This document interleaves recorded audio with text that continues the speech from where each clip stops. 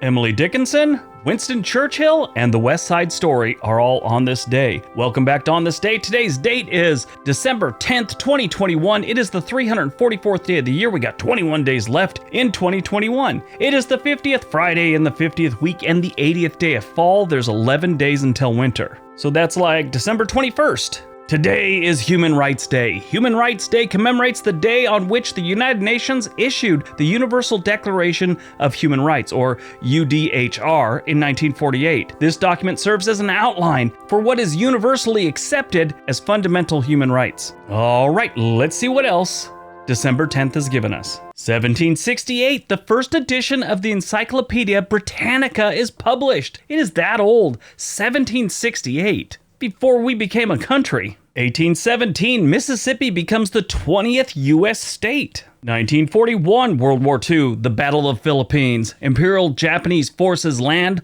on Luzon. In case you don't know, Luzon is the biggest island in the Philippine Islands, and it's actually where Manila is. 1953, British Prime Minister Winston Churchill receives the Nobel Prize in Literature. 1996, the new Constitution of South Africa is promulgated by Nelson Mandela. 2016, two explosions outside a football stadium in Istanbul, Turkey, kills 38 people and injures an additional 166. Movies released on December 10th. Today, West Side Story. This is an adaptation of the 1957 musical of the same name, which centers around a rivalry between two teenage street gangs, the Jets and the Sharks.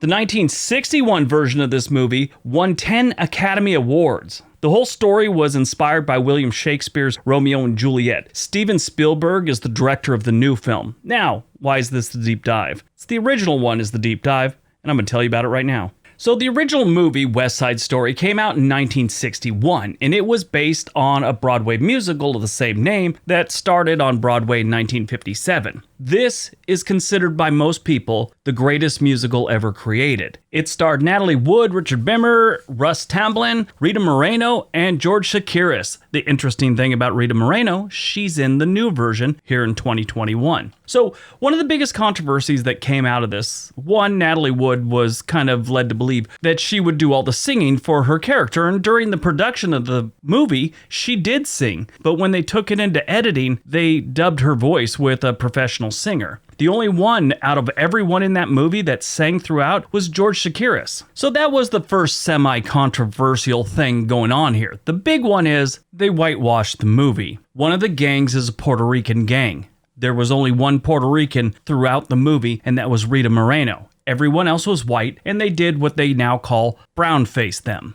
Now, this wasn't the only movie in Hollywood back in the day that did this. When they did the old Western movies, they would often brown-face white actors to play American Indians. And this, it bothered people a lot back then and today, especially when they announced that Steven Spielberg was remaking this movie. Of course, they were afraid he was going to do the same thing, which Steven Spielberg is a professional and pretty smart dude. I doubt he would have even thought of doing that. The movie grossed $44 million worldwide, which in 2020 numbers, that's a little over $380 million. So it was very successful for a musical. At the Academy Awards, it won Best Picture, Best Director, Best Supporting Actor for George Chakiris. Best Supporting Actress was Rita Moreno. Best Screenplay, Best Art Director, Best Cinematography, Best Costume, Best Film Editing, Best Sound, Best Scoring. At the Golden Globes, they picked up a whole bunch more. Best Musical, Best Supporting Actor, Best Supporting Actress again. So it was a very successful movie. The American Film Institute ranks West Side Story as the 41st best movie ever made. West Side Story even went on to inspire Michael Jackson's Beat It and Bad music videos. Normally, I wouldn't go see this type of movie here in 2021. It's just not my type of movie. Steven Spielberg did it, so I'm definitely going to go see it. I'll let you know how it was. Born on December 10th, 1830, Emily Dickinson.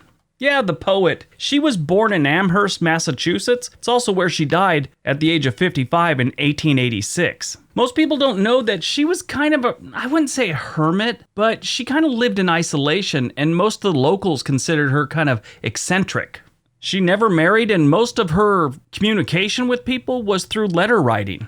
While she was living, only 10 of her works were ever published. Keep in mind, she wrote over 1,800 poems. It wasn't until 4 years after her death that her younger sister found all these poems that she had written, and she got them published.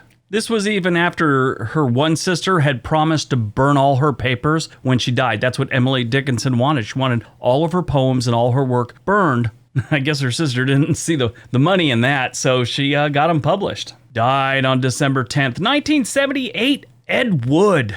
He was an American filmmaker, actor, and author. He wasn't that good of an actor or a filmmaker. He's actually considered by most one of the worst directors to ever get a movie put onto film. There was a movie done about his life starring Johnny Depp. Great movie. This guy just did some weird movies like 1953's Glenn or Glenda. It's about a cross-dressing man, which was strange because it was kind of based on his life. This man went through World War II, or parts of it towards the end, and he liked to wear women's underwear underneath his uniform. He said his biggest fear was not getting killed, it was actually getting injured and the medics discovering he was wearing women's underwear underneath his uniform. He became friends with all of the Hollywood freaks, including Bela Lugosi, who, towards the end of his life, was just a mess. He couldn't get hired to do any movies anymore, and he sort of became friends with Ed Wood and did some things with him.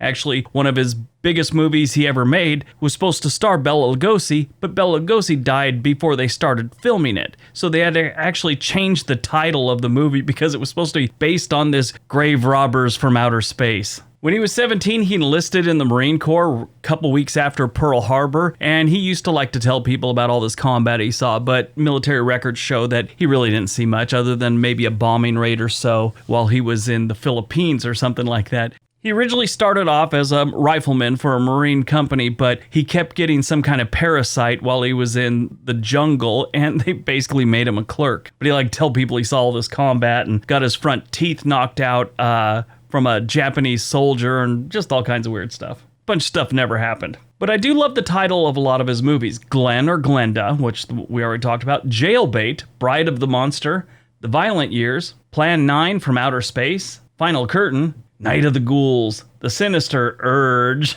The Orgy of the Dead, Take It Out in Trade, Necromania.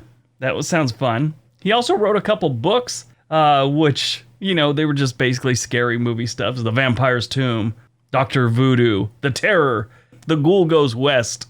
Things never went well for him, and by 1978, him and his wife were full-blown alcoholics and had been evicted from their cheap Hollywood apartment on Yucca Street. A friend let them stay with him for a while, and on December 10th, while watching a football game in his room, he yelled for his wife to bring him a drink or something. She refused. About 10 minutes later, he yelled to her that he couldn't breathe, and she just blew him off, thought he was jerking her around, wanted her to come in the room and bring him something. After a little while, they hadn't heard anything from him, so she had one of her friends go check on him, and there he was, dead. Eyes wide open, mouth wide open, clutching his blankets like he was afraid of something.